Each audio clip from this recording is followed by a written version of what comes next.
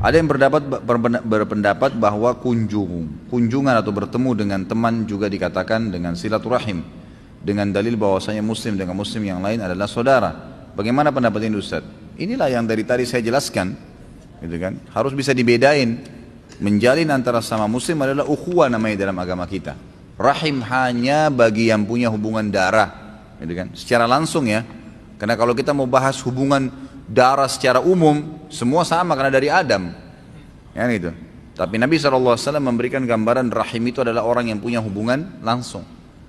Sebuah hadis Bukhari pernah ada seorang sahabat, ini bukti bahwasanya Nabi bedain ya. Ada seorang sahabat mengeluarkan dirham dari kantongnya, lalu dia berkata, ya Rasulullah, dirham ini saya tadi mau keluarkan dan saya temukan ada dua orang. Yang satu fakir, kerabat saya, punya hubungan kerabat, rahim. Yang satu orang muslim umumnya, tidak ada hubungan kerabat sama saya. Mana lebih baik yang saya kasih? Kata Nabi SAW, kalau kau berikan kepada kerabatmu yang punya hubungan kerabat sama kamu tadi, kau akan mendapatkan dua pahala. Pahala silaturahim dan pahala sedekah. Berarti kan Nabi SAW pisahin, bukan rahim secara global, karena kalau kita katakan dari Adam akan kembali semua, tapi di sini Nabi bedain kan, dari pertanyaan sahabat, yang ini punya hubungan kerabat sama kamu, yang ini bukan, gitu kan, seperti itu gambarannya. Saya tinggal dengan orang tua angkat, namun kondisi keluarga kami kurang baik, di mana ketika marah, ibu angkat saya mengungkit semua kebaikan yang sudah diberikan kepada saya. Sedangkan sampai saat ini saya belum pernah berbakti dengan orang tua kandung saya. Apakah saya harus hijrah keluar dari rumah orang tua angkat saya dan kontrak dengan mengajak orang tua kandung saya? Orang tua kandung saya tinggal ibu saya saja. Mohon bantuannya Ustaz. Kalau saran saya iya. Saran saya iya. Anda kalau sudah tahu mana orang tua Anda yang sebenarnya, maka itu yang wajib. Masalah orang tua angkat itu, kita perlu balas kebaikan orang, gitu kan? Tapi bukan berarti harus tinggal di rumahnya. Dari sisi lain, pernah kita bahas ya, ada dosa besar yang kita pernah bahas, saya tidak ingat nomornya, ada namanya mannan. Mannan itu termasuk dosa besar orang yang suka menyebut-nyebut kebaikannya. Ya. Itu nggak boleh. Ya. Itu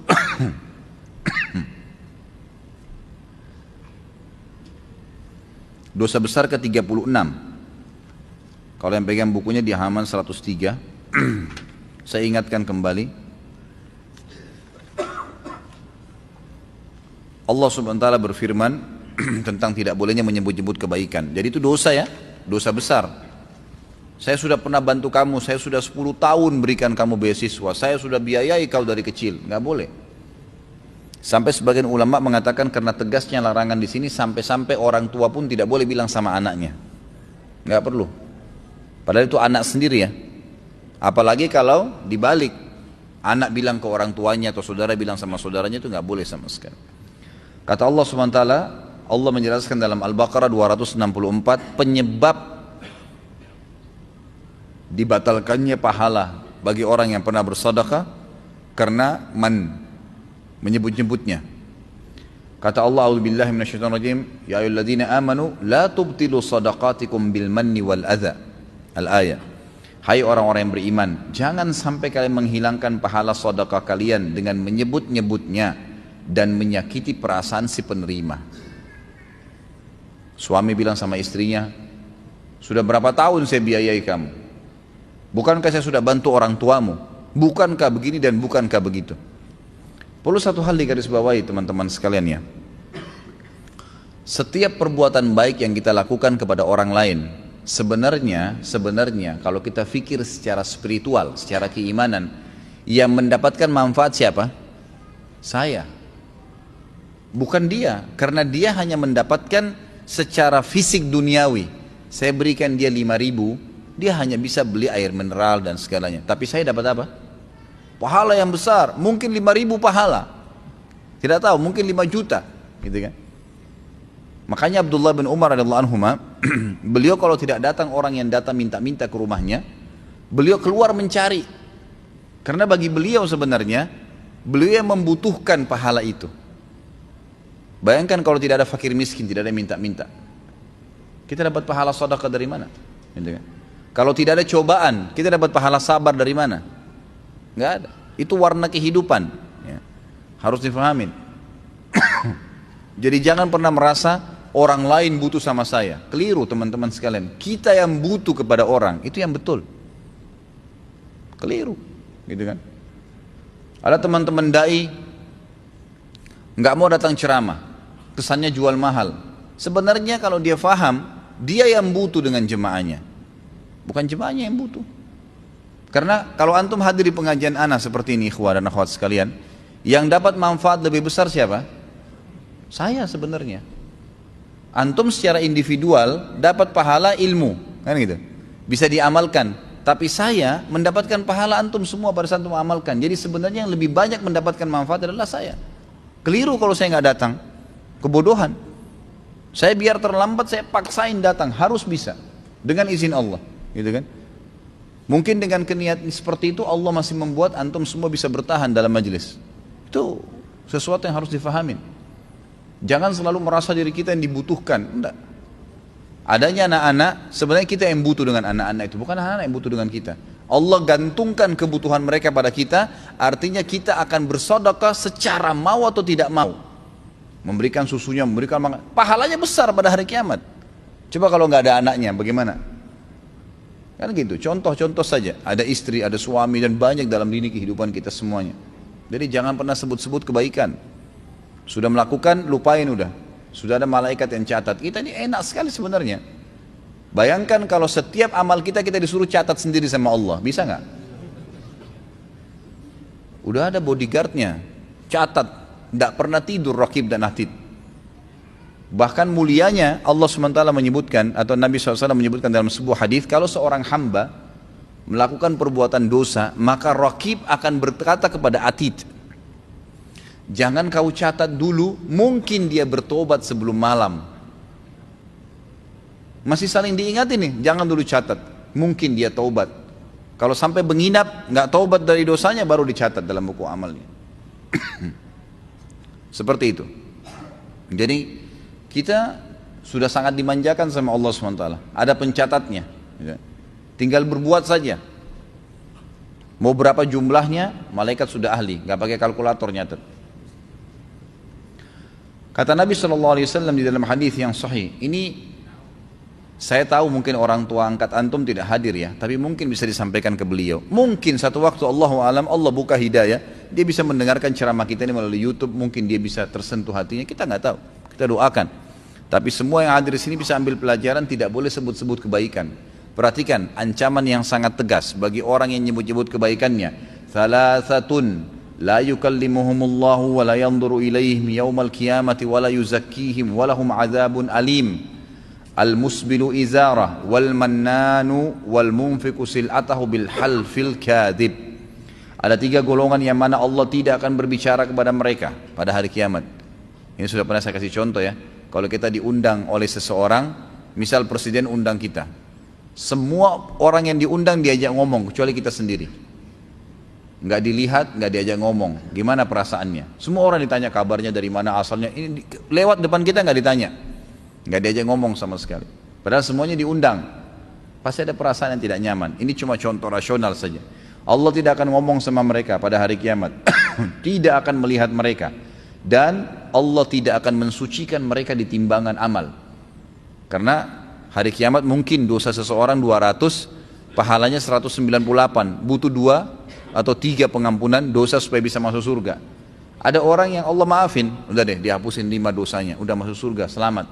Tapi ini 3 golongan ini Allah nggak bantu. Butuh setengah pahala pun Allah nggak bantu, masuk neraka dulu.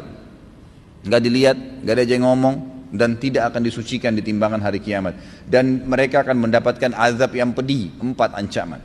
Yang pertama, orang yang memanjangkan pakaiannya melebihi mata kaki, isbal, yang sudah pernah saya jelaskan. Dan hadis ini pernah saya jadikan hujjah atau alasan. Ada orang yang bilang, oh isbal itu kan hanya dilarang kalau sholat. Hadis ini menjelaskan bukan masalah sholat. Di luar sholat pun sama. Oh Ustaz, saya kalau pakai celana jingkrang, mata kaki saya kelihatan jelek kelihatan. Itu persepsi. Ada orang di mall pakai sampai lututnya lebih tinggi, nggak dimasalahkan. Ada orang lebih tinggi lagi setengah paha, nggak dipermasalahkan. Kenapa yang naik di atas mata kakinya dipermasalahkan? Karena seorang muslim dalam mengimani tauhid uluhiyah, mengesahkan Allah dari sisi ibadah, adalah meyakini semua yang baik dan bagus dan indah itu di mata dia, apa yang bagus dan baik serta indah di mata Allah. Yang buruk di mata dia adalah semua yang buruk di mata Allah. Sudah. Mau seluruh dunia tidak suka, terserah. Yang penting bagi saya Tuhan saya mengatakan seperti ini. Kan gitu. Itu namanya mengesahkan Allah dari sisi uluhiyahnya. Penyembahan Allah secara murni. Kemudian yang ketiga, yang pertama orang yang menyankan pakaian melebihi mata kaki bagi laki-laki dari atas ke bawah, bukan dari bawah ke atas. Kaos kaki nggak ada masalah. Yang kedua orang yang suka menyebut-nyebut kebaikannya yang pernah diberikan kepada orang lain. Bayangkan ini, pernah berbuat baik loh, disebutin malah jadi masalah. Dan yang ketiga adalah penjual yang melariskan barang dagangannya dengan sumpah dusta. Hadis yang lain, kata Nabi SAW, "Thalathatun la yakbalullah minhum sarfan wala adla, aqun wa mannanun wa mukadzibu bil qadar." Ada 3 golongan manusia yang mana Allah tidak akan menerima amal wajib maupun amal sunnah darinya, yaitu orang yang durhaka kepada kedua orang tuanya, yang kedua orang yang gemar menyebut-nyebut kebaikannya, dan orang yang mendustakan qadar, mendustakan takdir maksudnya, gitu kan? Jadi ada bahasan qada dan qadar, iman, rukun iman kita yang ke-6. Kalau qada itu keputusannya Allah, kalau qadar kapasitasnya, gitu kan? Jadi Allah SWT menciptakan semuanya, semua ini dengan qadanya Allah, keputusannya Allah, dan Allah berikan setiap qada ada kadarnya, ada kapasitas, gitu kan? Allah ciptakan lapar, ada kapasitasnya itu supaya laparnya bisa hilang, makan nasi sepiring, udah, itu kadar namanya. Orang capek, qada, keputusan Allah, ada kadarnya untuk menghilangkan capek itu. Semua punya qada dan qadar. Itu rukun iman kita, gitu kan?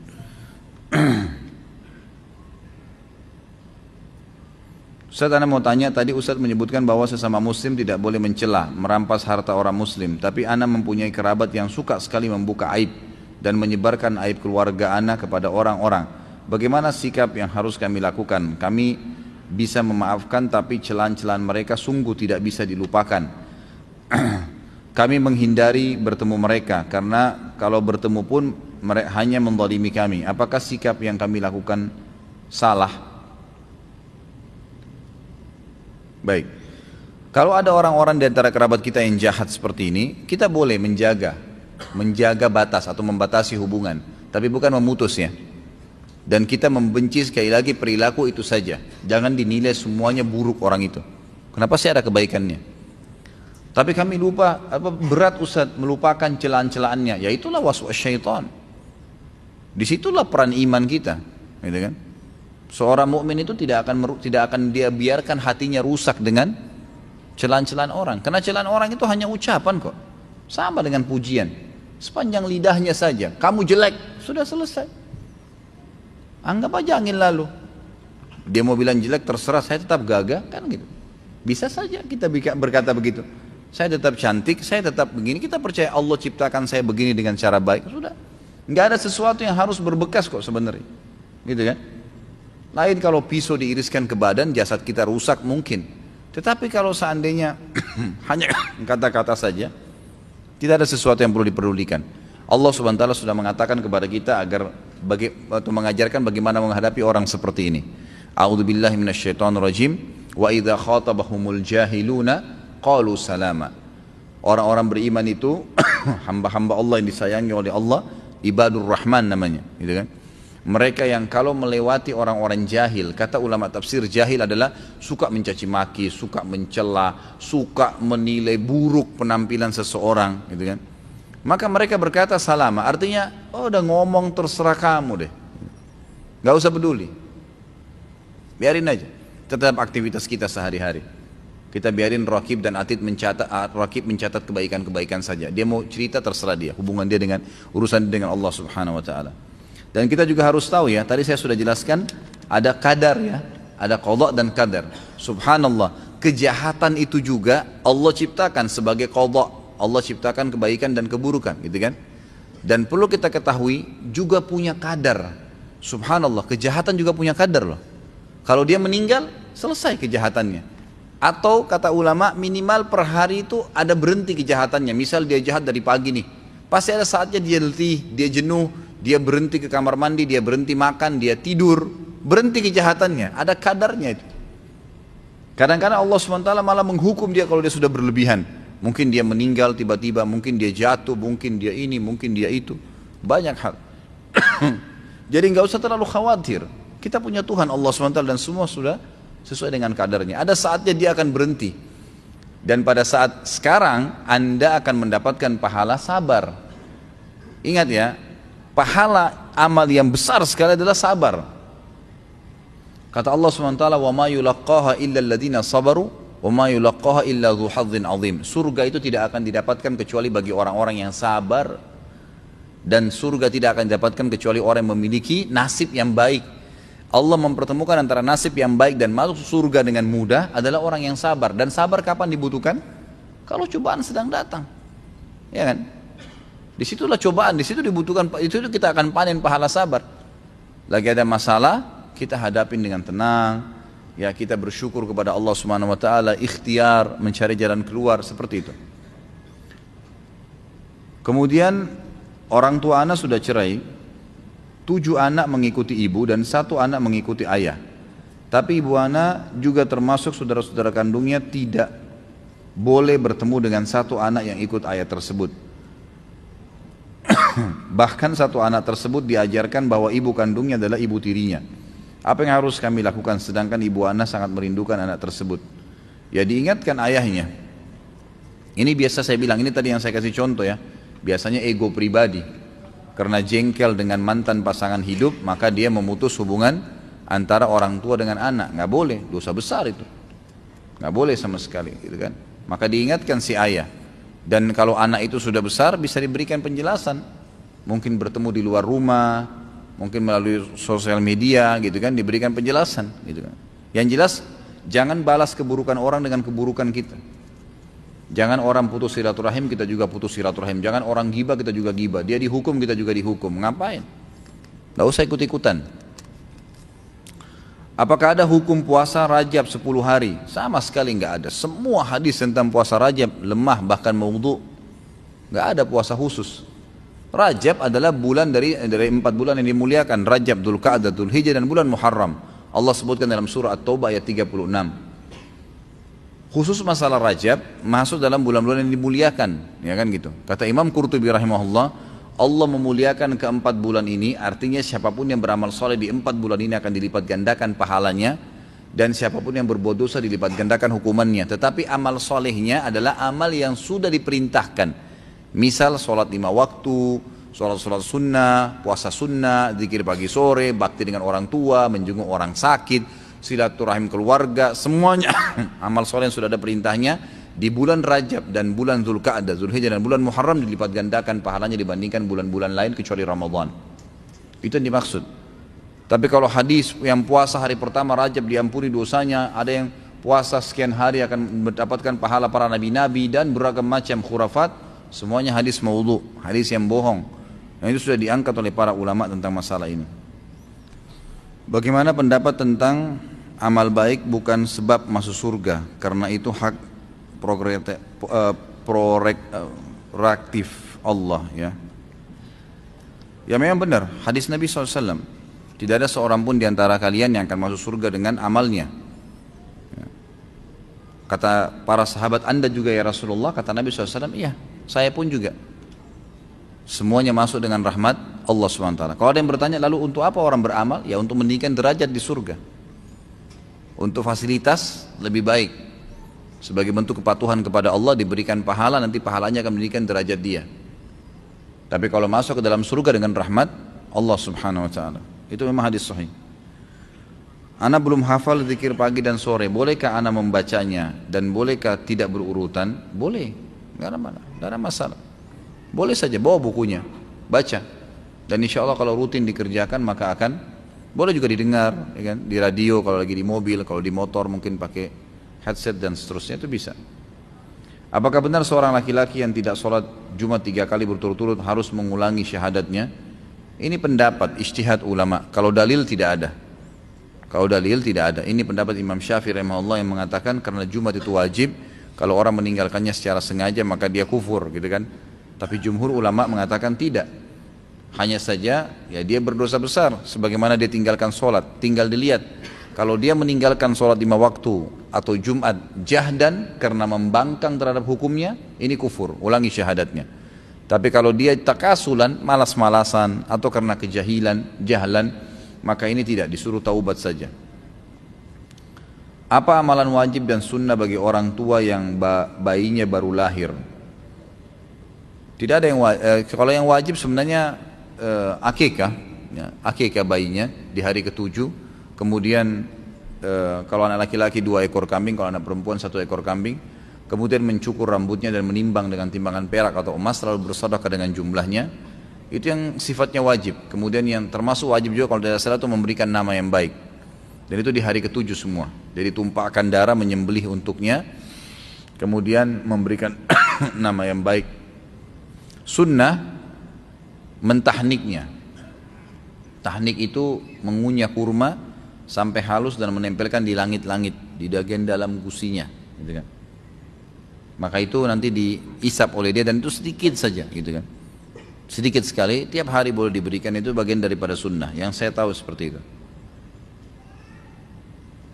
Kalau kita bicara ruang lingkup wajib yang lebih jauh, tentu masuk dalamnya pendidikan, nafkah, yang itu. Saya bicara tadi itu yang masalah kalau baru lahir bayi.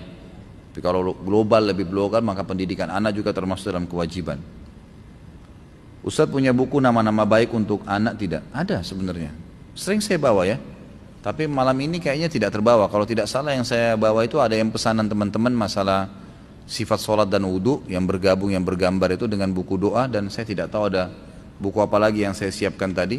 Tapi ada, buku itu ada buku khusus nama-nama baik gitu kan. Nama-nama anak soleh, kalau apa, pilihan nama-nama untuk anak soleh. Terbitan Pustaka Ibnu Umar. Kalau mau dicari sendiri silakan. Kalau enggak mungkin Rabu depan insya Allah saya diingatkan. Mudah-mudahan saya bisa bawakan. Apakah seorang anak yang orang tuanya bercerai dan ia tinggal dengan ibunya sedangkan ayahnya tidak peduli atau meninggalkannya disebut yatim atau mustahik? Enggak disebutkan yatim, enggak masuk dalam yatim. Yatim khusus definisi bagi anak-anak yang belum balik dan ayahnya meninggal. Kalau masalah ayahnya bengkalikan kewajiban nafkah itu tidak dikatakan juga tetap yatim. Karena hukum yatim sendiri ya. Hukum yatim sendiri. Orang yang mensponsori anak yatim akan seperti kata Nabi SAW, ana wa kafil yatim kahatini fil jannah.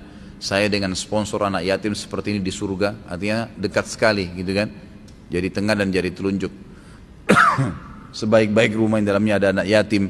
Siapa yang mengelus kepala rambut anak yatim maka setiap hari rambutnya diberikan pahala. Itu berlaku hanya bagi orang anak kecil yang belum balik ya, kemudian ayahnya meninggal. Jangan antum sudah balik ngaku yatim atau sudah nenek-nenek kakek-kakek ngaku yatim. Ini nggak benar, gitu kan. Jadi setahu saya dia bukan yatim, tapi apakah dia mustahik?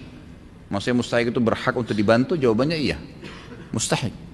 Ya, dia pantas untuk dibantu. Bahkan kalau dia dan ibunya tidak mampu maka dia masuk dalam mustahik menerima zakat. Boleh menerima zakat mal. Bolehkah kita merapikan jenggot atau memotong sedikit? Ini sering ditanya ini. Kenapa harus dipotong? Beratkah? 1 lembar 10 kilo? Enggak, biarin aja nggak apa-apa. Semisal awalnya kita di dalam masjid, terus kita ke toilet, lalu wudhu, lalu masuk masjid lagi. Apakah kita perlu sholat tahiyat masjid? Asalnya sholat tahiyat masjid itu hukumnya sunnah, gitu kan? Sunnah. Kalau antum sudah kerjakan awal pada saat masuk, kayak ini majelis ilmu, kemudian berhalangan butuh kamar kecil, kemudian anda keluar wudhu lagi, masuk masjid tidak perlu tahiyat masjid, cukup 1 kali. Pertama hukumnya dia sunnah dan cukup dengan 1 kali. Bahkan tahiyat masjid gugur hukumnya kalau antum datang masjid sudah ada sholat yang lain seperti sudah diiqamahkan salat wajib, maka sudah tidak lagi tahiyat masjid. Karena intinya sebelum duduk di masjid dianjurkan menghormati dengan sholat. Sunnahkah atau wajib? Sama. Ketika kita sedang sholat di depan kita ada anak kecil yang sedang bercanda, bolehkah kita menegurnya? Menegur seperti apa nih anak kecil lagi sholat? Saya nggak habis pikir bagaimana caranya kira-kira ditegur. Ya. Kalau yang saya tahu dibiarkan karena Nabi SAW membiarkan Hasan dan Husain bermain di punggung beliau, gitu kan? Sampai mohon maaf. Sampai para sahabat waktu Hasan dan Husain sedang bermain di punggung Nabi SAW dan lama sekali sujudnya sampai para sahabat mengatakan kami mengira terjadi sesuatu pada Nabi SAW. Maksudnya beliau meninggal. Ternyata setelah salam baru kami sadar dan kami lihat ternyata di punggungnya ada Hasan dan Husain. Malah beliau biarkan sallallahu alaihi wasallam, jadi nggak usah ditegur. Kalau sedang sholat ya, kalau baru mau sholat itu boleh diingatkan. Malah lebih baik kalau diamankan kecuali kalau tidak ada tempat lain. Saat ini saya sedang menunggu kelahiran putra pertama saya. Semoga insya Allah Allah mudahin ya. Insya Allah rencananya putra saya akan beri nama Khalid, seperti nama antum Ustaz. Yang ingin saya tanyakan, arti lengkap dari nama Khalid apa Ustaz? Kemudian menurut huruf kha atau ha gitu. Syukran atas penjelasannya. Mohon doanya semoga putra saya kelak mempunyai pemahaman ilmu agama yang luas seperti antum dan kelak dengan ilmunya dapat bermanfaat kepada orang lain. Amin insyaallah. Mudah-mudahan lebih dari saya tidak ada apa-apanya. Orang lagi nuntut ilmu, saya sedang belajar. Saya datang cuma bacain kitab saja di sini, gitu kan. Kalau Khalid dari khalada yakhludu yang artinya sebenarnya kekal, ya. Yang artinya kekal. Dan ada sahabat yang menggunakan nama ini Khalid bin Walid yang masyhur, gitu kan? Ya masyhur. Itu yang saya ketahui. Apakah dia menggunakan ha atau kha? Menggunakan kha. Makanya tulisannya KH. Itu betul dalam bahasa Indonesia. Jadi Khalid. Seperti Al-Quran mengatakan khalidina fiha tentang Al-Quran. Dari makna itu yang diambil, gitu kan? Dari makna itu. Insyaallah Allah mudahin. Insyaallah istri ana mau melahirkan. Masya Allah banyak mau melahirkan. Melahirkan bulan Mei, insyaallah dimudahin. Mohon doanya Ustaz agar Allah memudahkan proses kelahiran. Pertanyaan saya adalah jika seorang wanita yang sedang hamil dan belum membayar puasa Ramadan tahun lalu, bagaimana sebaiknya cara membayar puasa tersebut? Apa udurnya dia tahun lalu tidak puasa? Kalau udurnya dia juga karena hamil atau menyusui, ini bisa dibayar dengan fidyah. Bisa dibayar dengan fidyah. Fidyah adalah mengeluarkan makanan sama dengan ukuran zakat fitrah dan makanan pokok. Zakat fitrah kita di Indonesia apa? Beras. Dan ukurannya 2,5 kilo. Kan gitu. Atau 4 liter kalau lebih, gitu kan. Maka ini yang dikeluarkan. Fidyah juga sama. Mengeluarkan nilai yang sama dengan zakat fitrah. Tinggal dikali jumlah hari yang kita tidak sempat puasa. Jadi kalau 15 hari berarti per harinya 2,5 kilo kali 15. Bolehkah dikeluarkan sekaligus? Boleh. Bolehkah ke satu orang? Boleh. Bolehkah dibagi banyak orang? Boleh. Gak ada masalah. Supaya jangan ada yang bertanya lagi gitu.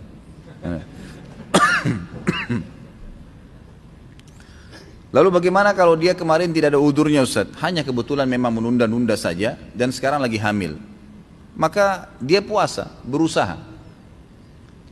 Persepsi yang selalu ditanamkan di benak kita adalah sugesti positif. Saya bisa, saya mampu. Berdoa sama Allah, ya Allah bantulah saya. Jangan saya hamil, saya lemah, nanti haus, dan seterusnya. Saya pernah praktekin ke istri saya motivasi dia, alhamdulillah puasa 1 bulan penuh. Tidak ada masalah sama sekali. Bahkan pada saat itu hamilnya lagi hamil besar lagi, gitu kan. Pada saat sahur diberikan konsumsi yang cukup, buka puasa juga yang cukup, nggak ada masalah. Sugestinya selalu positif saja, tapi jangan dipaksain, gitu kan. Kalau nggak bisa ya sudah. Solusi yang lain adalah, solusi yang lain, bagaimana caranya? Jangan digabung. Kalau dia tidak mampu, maka dia melahirkan. Kalau masa melahirkannya memang sekarang dia tidak mampu, memang sering haus, butuh obat-obatan, vitamin dan segalanya, dia tidak berdosa insya Allah. Karena memang dia masih punya kesempatan. Sama hukumnya dengan orang yang meninggalkan sholat wajib di awal waktu. Kemudian dia mau sholat di akhir waktu, gitu kan? Ternyata di akhir waktu dia lupa. Ini hukum fikih ya. Kalau seandainya ada orang azan duhur dia nggak sholat, Imam Ahmad mengatakan dia berdosa kalau tidak sholat di awal waktu, dia tidak ada udurnya. Tapi Imam Syafi'i mengatakan tidak, gitu kan? Artinya dia kehilangan banyak sekali pahala.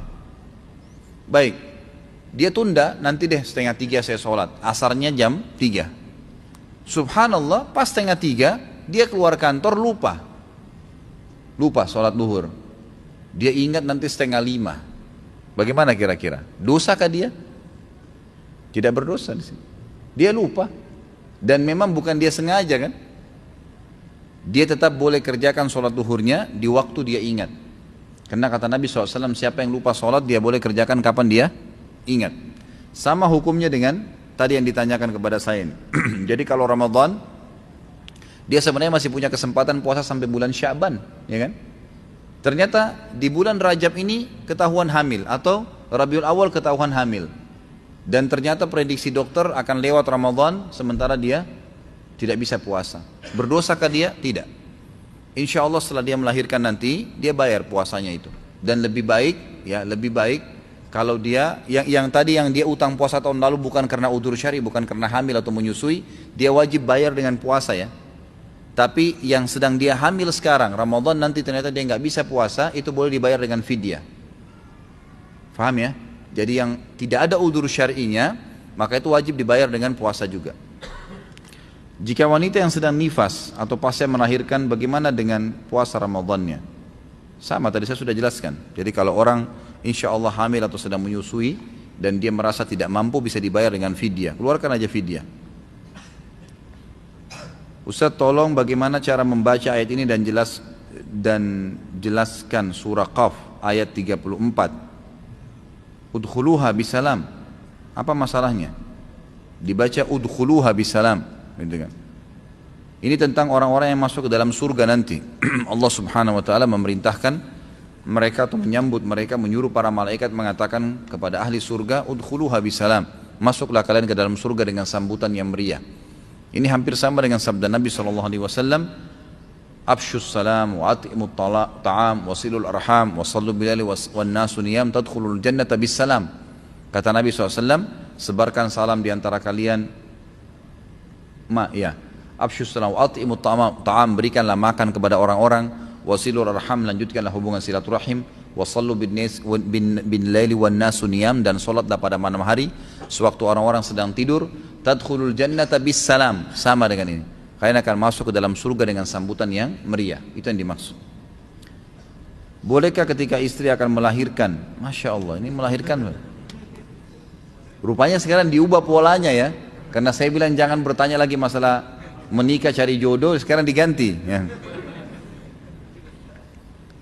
Bolehkah ketika istri akan melahirkan berobat ke rumah sakit non-muslim? Hal ini karena adanya pertimbangan biaya, jarak yang dekat, dan rumah sakit tersebut sudah rekanan asuransi kantor, jadi sudah tercover dan tidak mengeluarkan biaya. Kalau masalah dia dekat, dokternya non-muslim, tidak ada masalah. Pengobatan tidak ada masalah. Ya. Para sahabat ada yang kadang-kadang berobat dengan orang-orang non-muslim.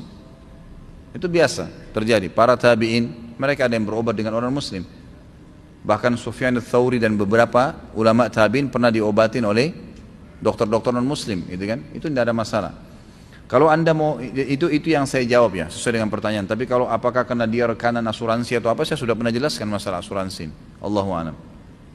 Apa yang dilakukan dengan ari-ari tali pusar bayi ketika lahir? Apakah harus dikubur, bungkus, buang di sampah? Tidak ada masalah. Jangan bawa khurafat-khurafat yang tidak perlu ya. Jadi nggak ada masalah, dibungkus taruh di sampah. Mau dikubur juga silahkan, tidak masalah. Gitu kan?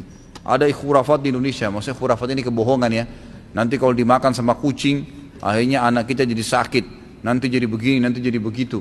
Kalau dibuang di lautan, dimakan ikan ganas, nanti anak kita jadi nakal. Ini khurafat semua, nggak ada. Itu cuma sekedar ari-ari, ya, sisa daripada yang digunakan pada saat dia masih di rahim ibunya. Dari 12.000 orang pasukan yang ikut dalam perang Hunain, berapa banyak kaum Ansar? Apa keutamaan Abu Sufyan sebagai sahabat Rasulullah SAW? Perang Hunain, jumlah pasukan yang hidup yang ikut 12.000. Tapi kalau kita mau hitung orang Ansar, maka dilihat pasukan awal. Pasukan awal sebelum Hunain adalah Fathi Makkah, pembebasan kota Makkah, dan jumlah pasukan itu 10.000 orang. 10.000 orang. Dari 10.000 orang ini, ulama mengatakan, ya ahli sejarah mengatakan jumlahnya antara Ansar dan Muhajirin itu perbandingannya 70-30. Jadi 70%-nya orang-orang Ansar Madinah karena memang mereka lebih banyak, dan 30%-nya adalah orang-orang Muhajirin. Jadi kurang lebih kalau dari 10.000 orang pasukan yang menyerang Mekah itu sekitar 7.000 orang dari orang Ansar. Dan itulah jumlah mereka juga yang masuk ke Hunain. Ya kan gitu. Karena memang waktu pembebasan kota Mekah nggak ada korban dari sahabat, nggak ada yang mati. Sementara perang Hunain ini adalah kelanjutan dari perang pembebasan kota Mekah. Jadi kalau ditanya kurang lebih Allah alam yang saya tahu sekitar 70 ribuan. 7.000 ya, 7.000 orang. Selama 16 tahun orang tua membiayai penuh pendidikan si anak sampai lulus. Ketika si anak sudah bekerja dan memiliki penghasilan, orang tua meminta kembali semua biaya.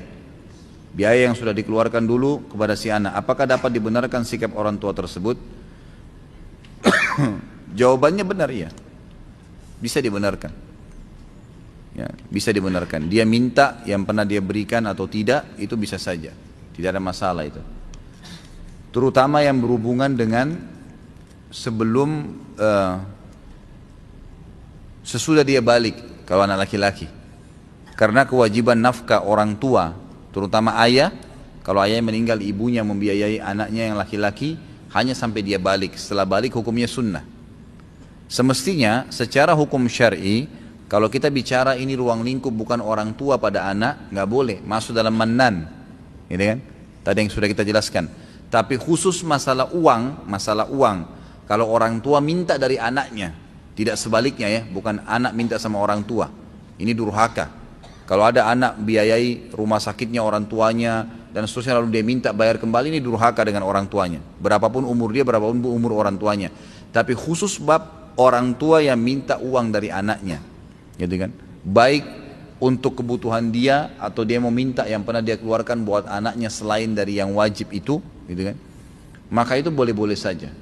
Karena memang disebutkan dalam hadis yang sahih ada seorang sahabat riwayat Bukhari mengeluhkan ayahnya yang datang ke rumahnya pada saat dia tidak ada dan mengambil sebagian hartanya. Ya, karena istrinya nggak mampu nahan maka dikasih aja mertuanya datang minta.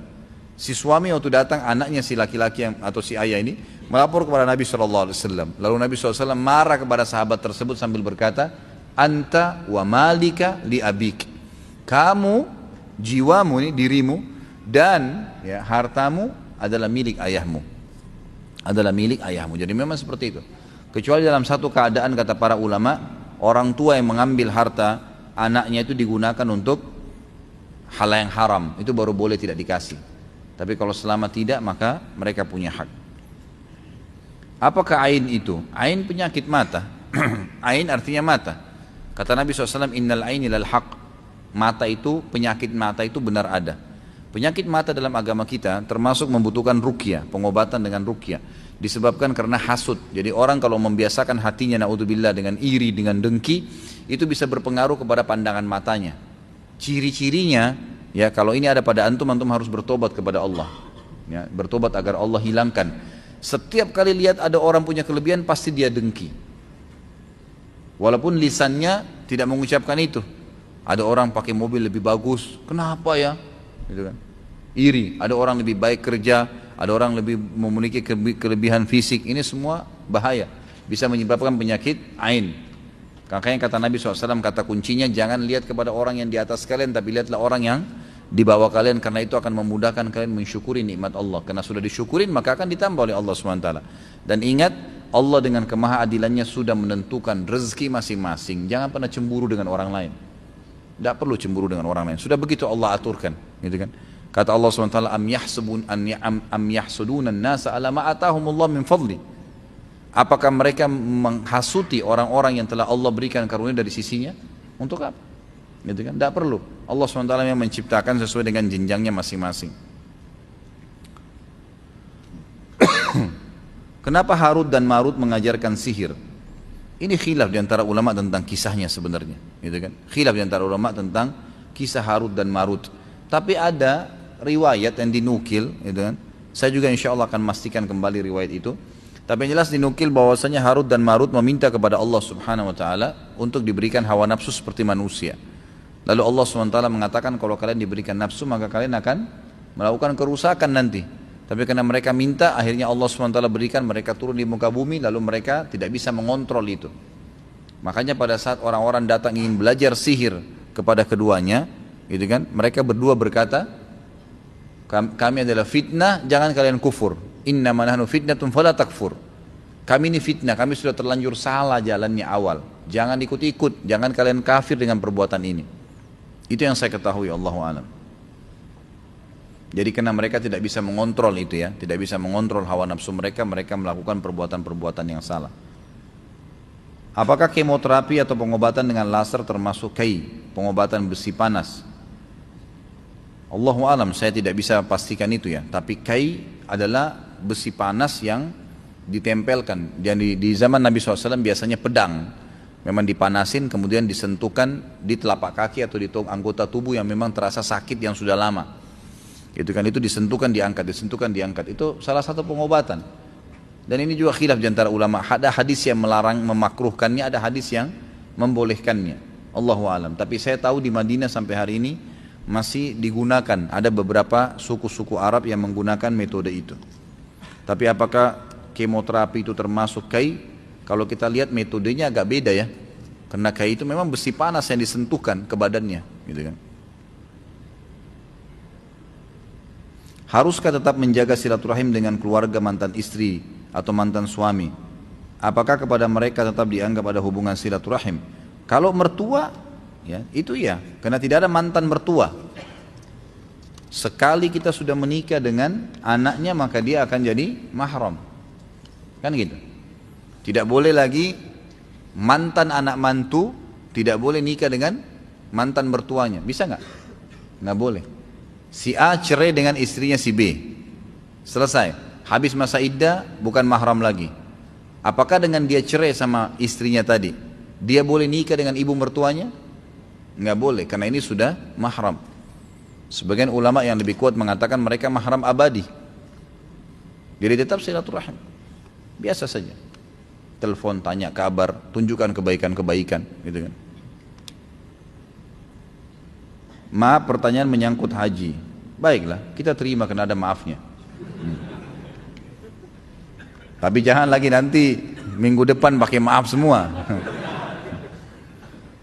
Bolehkah kita menabung untuk dana tabungan haji dengan keuntungan yaitu kita sudah didaftarkan antrian haji?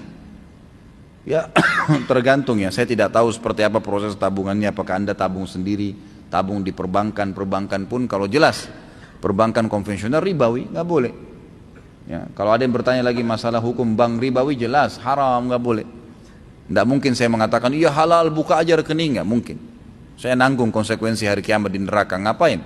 Anda yang menikmatin kemudian saya yang disiksa, gitu kan? Kalau dia buka di bank syariah, itu umum-umum saja, tabung, gitu kan? Tidak ada masalah. Bagaimana caranya bisa naik haji bersama ustadz? Ataupun dengan ustadz sunnah yang lain, daftar ikut, kan itu. Silahkan.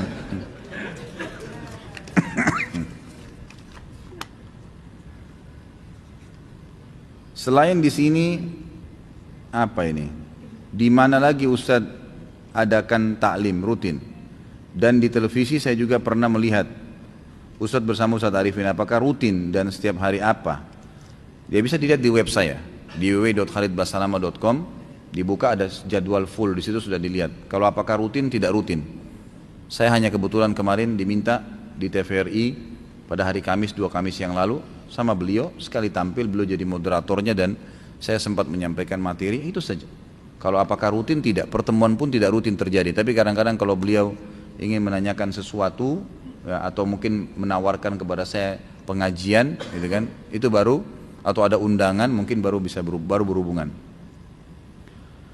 Kenapa pada saat sholat ba'diyah kita bergeser tempat?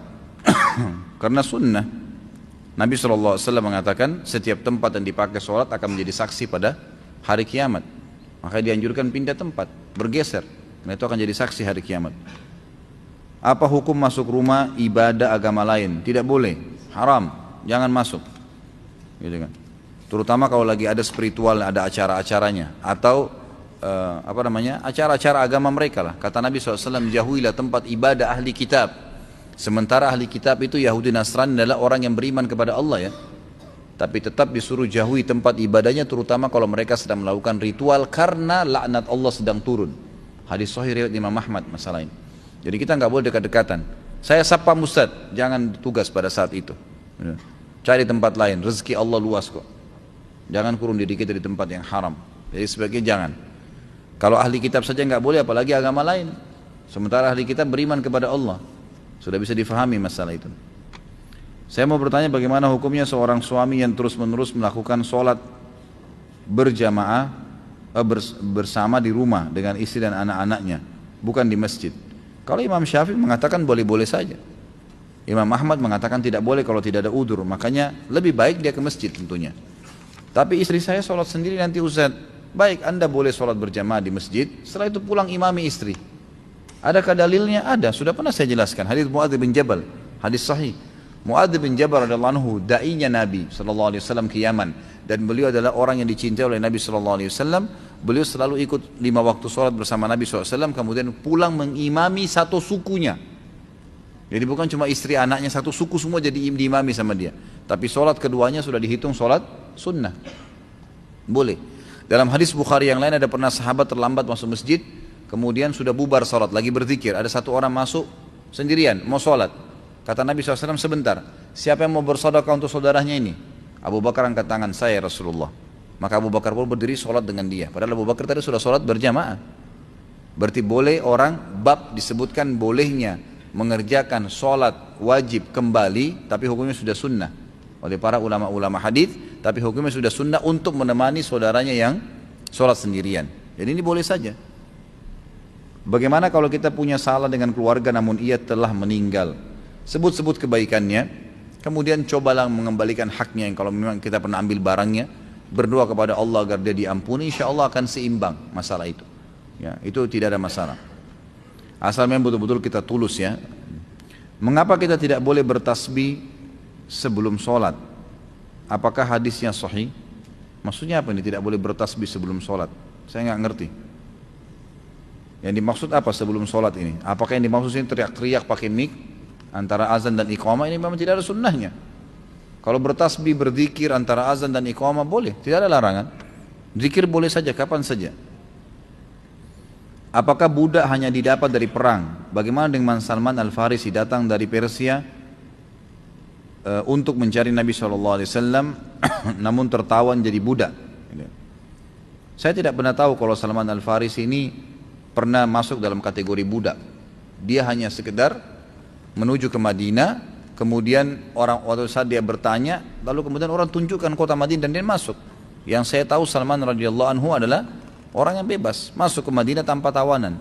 Ada mungkin beberapa riwayat yang menyebutkan masalah ini, tapi saya tidak tahu kesahihannya. Kalau budak bisa didapatkan dari peperangan, bisa juga didapatkan dari pasar.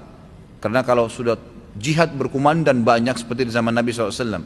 Kalau kita rentet sejarah kehidupan Nabi SAW selama 10 tahun di Madinah, kalau kita ratakan semua selama 10 tahun dengan jumlah pasukan yang Nabi SAW utus, itu hampir per 2 bulan atau 3 bulan sekali pasukan jihad keluar. Selama 10 tahun ya. Ini yang banyak umat Islam lalaikan ini. Tidak pernah berjihad. Di zaman Nabi SAW itu kalau 10 tahun di Madinah, mulai hijrah masuk di Madinah tahun pertama sampai beliau mau meninggal, itu hampir kalau direntet sejarahnya dihitung, kurang lebih diakumulasikan, hampir per 2 bulan atau 3 bulan sekali pasti pasukan jihad keluar. Baik pasukan besar beliau pimpin sendiri atau pasukan-pasukan kecil yang beliau utus. Nah ini mengundang ghanimah, harta rampasan perang. Maka yang jadi di pasukan musuh akan menjadi budak. Ini bisa jadi hak orang yang sedang berjihad, kemudian bisa diperjualbelikan sama dia. Biasanya ada pasar perbudakan, diperjualbelikan. Jadi ada 2 sumber yang bisa didapatkan. Tapi dianjurkan tentu setiap muslim kalau punya budak untuk membebaskannya. Makanya kata Nabi SAW, bebaskanlah para budak. Allah SWT juga selalu hubungkan dengan hukum syar'i, fatahrirur raqabah, seperti orang berhubungan suami istri di siang hari Ramadan. Apa kafarahnya? Bebasin budak. Kan gitu. Kalau nggak punya, puasa 2 bulan berturut-turut. Kalau nggak bisa, baru memberikan makan 60 orang miskin. Gitu kan. Jadi kita lihat pembebasan budak. Kalau ada orang membunuh orang lain tanpa sengaja, maka hukumnya adalah pembebasan budak. Orang bersumpah salah sengaja atau tidak sengaja, maksud saya sengaja bersumpah atas nama Allah, kemudian dia bertaubat, pembersihannya, kafarannya membebasin budak, atau berpuasa 3 hari berturut-turut, atau memberikan makan 10 orang miskin. Jadi memang budak dalam Islam itu ada dihubungkan dengan hukum syari, dan sudah pernah saya jelaskan masalah ini. Fadilah sholat rawatib 12 rakaat apa? Lalu dimulai dari mana? Apa dari isya atau subuhnya? 12 rakaat fadilahnya tentu banyak ya. Ada beberapa hadis, diantaranya hadis sahih, siapa yang menjaga 12 rakaat sehari semalam, Allah akan bangunkan baginya istana di surga. Ibnu Umar mengatakan, saya menghafal dari Nabi SAW 10 rakaat sehari semalam. Jadi hilaf di antara ulama antara 10 dan 12, tapi yang lebih kuat adalah 12 rakaat. Kalau dimulai dari mana tidak ada masalah, dimulai dari mana. Yang jelas dia 2 rakaat antara azan dan iqamah subuh, 4 rakaat sebelum duhur, 2 rakaat sesudah duhur, 2 rakaat sudah maghrib, 2 rakaat sudah isya. Dalam bermurabahah, barangnya harus kita miliki secara utuh, fisik, atau sebatas ada tanda bukti secara hukum, sudah berpindah ke pemilikan, baru bisa kita jual beli. Setahu saya yang penting ada bukti, setahu saya, gitu kan? Setahu saya ada bukti. Ada tanah saya di Surabaya, saya mau jual. Saya jual kepada teman saya di Jakarta. Baik, saya jual tanah sana ya, luasnya sekian. Teman saya tidak lihat tanah itu. Saya cuma lihatin sertifikat ini, sertifikat tanah ini luasnya sekian, lokasinya di sini. Baiklah, saya tidak lihat tanah tersebut karena tanah sudah masyhur, orang tahu, maka ditandatanganin, dibuat surat kesepakatan di notaris. Sudah sah, nggak ada masalah. Teman saya sudah boleh menjualnya kepada orang lain, gitu kan? Yang tidak boleh ditransaksikan tanpa dilihat itu emas. Ya. Kalau emas, perak, ya. Nabi SAW mengatakan yadan biyad mithlan bimithl, tangan cash, kasih uang ambil barang. Ini kasih uang, emasnya sebentar ya saya ambilin, nggak boleh. Uangnya taruh sini, bawa emasnya saya bayar, harus begitu. Kalau enggak berarti melanggar hukum agama. Saya baru mengenal sunnah. Sebelum mengenal sunnah, setiap puasa Ramadan saya banyak yang batal. Dan sekarang saya lupa berapa jumlah hutang puasa saya. Apa yang saya harus lakukan apabila lupa jumlah hutang puasa? Ini sama dengan kalau lupa jumlah rakaat sholat. Kalau antum ragu 3 atau 4 ya, kita pilih yang mana? 3, yang lebih sedikit. Seperti itu. Kalau puasa Ramadan, kata ulama dibalik. Maksudnya diambil secara hukum hampir sama sholat, tapi dibalik. Kalau sholat dipilih yang lebih sedikit, kalau sholat itu dipilih yang lebih sedikit, kalau puasa dipilih yang lebih banyak. Misal puasa saya 15 hari atau 17 hari ya, pilih 17 hari yang lebih banyak, berjaga-jaga. Karena hikmah syar'inya, kata Nabi SAW masalah sholat, kalau dia lupa 3 atau 4, kemudian dia pilih 3 dan ternyata itu sudah 4, maka berarti dia sholat 5 rakaat dan target 4 rakaat terpenuhi, kan gitu. Kalau dia pilih 4 rakaat kata Nabi SAW, ternyata baru 3, maka sholatnya belum sempurna karena baru 3 rakaat yang dia kerjakan, kan gitu. Sama halnya dengan puasa. Kalau kita pilih 15 atau 17, kita pilih 15, ternyata masih ada 2 hari yang kurang, maka harus dibalik dari kasus. Tapi hukumnya hampir sama dengan sholat tadi, cuma bedanya kalau sholat memilih yang lebih sedikit, kalau ini memilih yang lebih banyak. Apakah kalau tidak membayar utang puasa kita tidak bisa masuk surga? Itu alasannya kenapa tidak bayar puasa dulu? Kalau alasannya tidak bayar puasa karena memang membangkang dengan hukumnya, Allahu alam, itu rukun Islam. Bisa sampai pada tingkat kufur. Sama dengan orang memungkiri zakat, orang memungkiri haji, sholat, itu semua sama, rukun Islam, tidak boleh.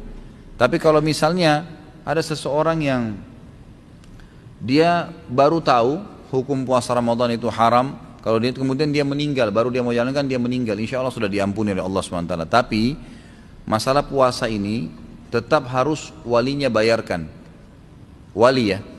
Makanya ada sahabat mendatang kepada Nabi SAW berkata, ya Rasulullah, orang tua saya meninggal dan masih punya utang puasa, apakah saya mengqadhanya, saya membayarnya sebagai anak? Kata Nabi SAW, iya, karena haknya Allah lebih pantas kamu bayar.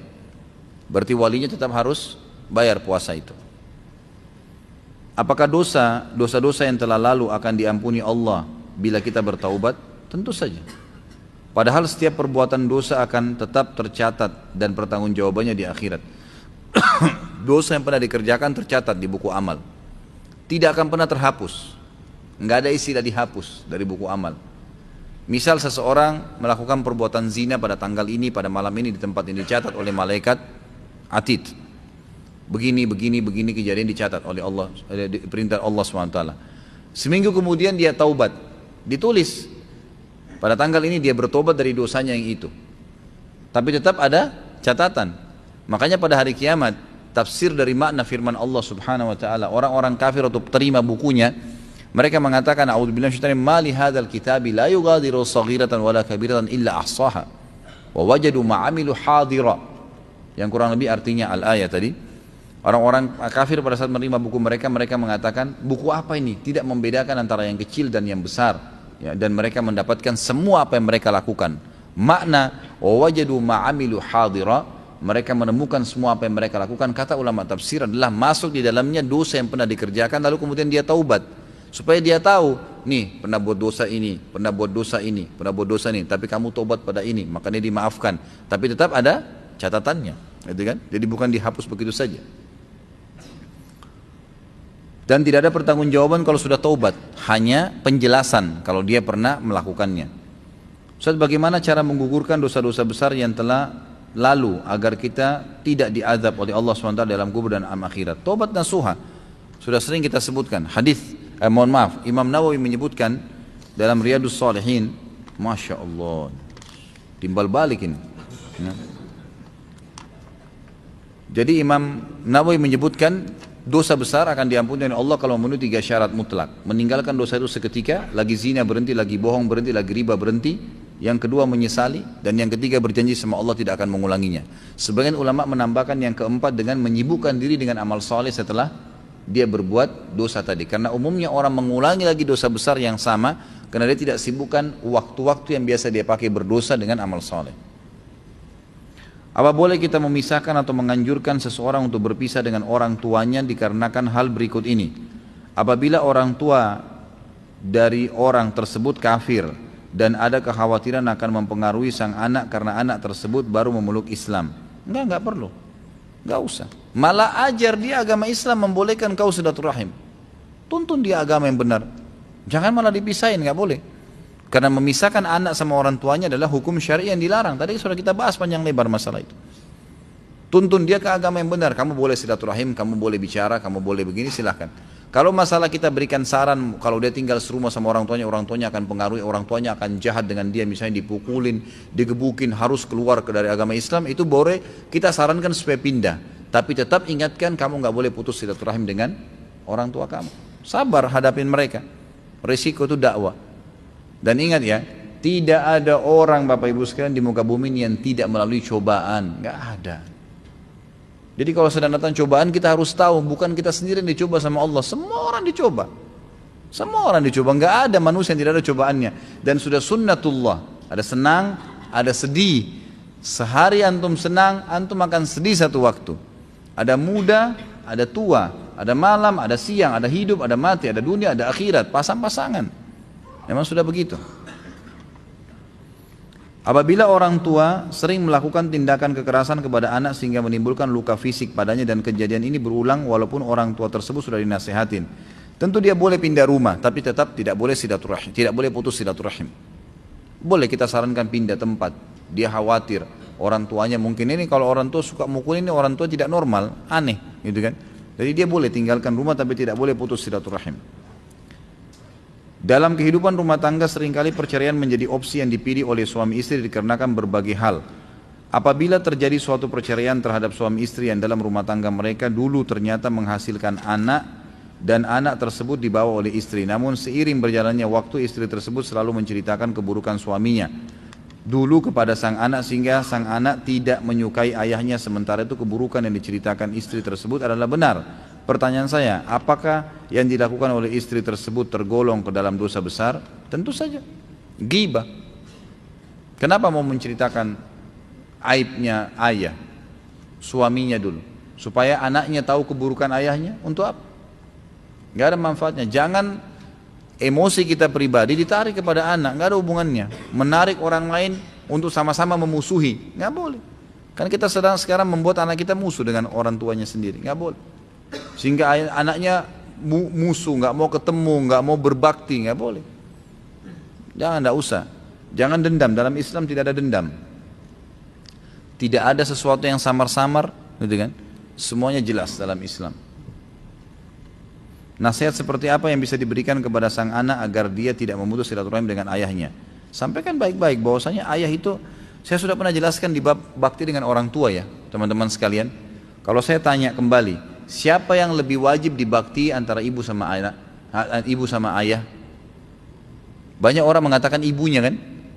Karena selalu yang ditonjolkan hadis surga di bawah telapak kaki ibu. Padahal hadis ini hadis yang lemah sekali, gitu kan? Lemah sekali. Kalau dalam masalah khidmah itu melayanin, maka ibu didahulukan. Hadis Nabi SAW yang berbunyi seorang sahabat mengatakan, ya Rasulullah, man ahakku bisuhbati, siapa yang lebih layak saya layani, saya temenin. Kata Nabi SAW, ummuka, ibumu. Yang anak ini maksud adalah antara ibu sama ayah, siapa yang saya dahulukan dalam melayani. Kata Nabi SAW, ibumu. Siapa lagi Rasulullah? Ibumu. Siapa lagi Rasulullah? 3 kali ibumu. Lalu yang keempat baru dikatakan ayahmu. Memang khusus poin ini melayani adalah ibu yang didahulukan. Nak, ambilin saya air, ibu bilang. Ayah juga bilang, nak, ambilin saya makan, ibunya didahulukan. Memang begitu. Nak, antar saya ke sini, si ibu bilang. Ayah mengatakan, nak, antar saya ke sini, dahulukan ibu. Khidmah, melayani memang begitu. Tetapi dalam masalah porsi bakti itu ayah lebih tinggi daripada ibu. Porsi bakti, gitu kan? Seperti misalnya hadis Nabi SAW, siapa yang membenci ayahnya dia telah kufur. Hadis sahih riwayat Imam Ahmad dan Imam Hakim. Tidak ada hadis seperti ini untuk ibu, untuk ayah. Siapa yang menisbatkan diri kepada selain ayahnya, maka dia telah kufur. Hadis sahih juga. Berarti ini masalah gitu kan? Perempuan manapun yang menikahkan dirinya tanpa izin walinya, siapa walinya? Ayahnya. Maka nikahnya batal. Walaupun ibunya bilang tidak apa-apa nak, ibu ridho, nggak bisa, batal. Hukum syar'inya begitu. Secara porsi umum ayah lebih tinggi daripada ibu. Sebagaimana juga dia sebagai suami ya, lebih tinggi posisi ketaatan atau bakti si istri kepada dia. Begitu juga anaknya. Tadi hadis yang saya sebutkan pada saat sahabat mengeluh karena hartanya diambil oleh ayahnya, apa kata Nabi SAW? Kau dan ayahmu milik ayahmu. Kamu dan hartamu milik ayahmu. Gitu kan?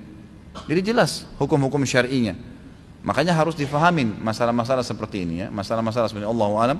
Mudah-mudahan Allah SWT memberkahi majelis kita ini. Kalau ada benar dari Allah, kalau salah dari saya mohon dimaafkan. Subhanakallahumma bihamdika asyhadu an la ilaha illa anta astaghfiruka wa atubu ilaik. Wassalamualaikum warahmatullahi wabarakatuh.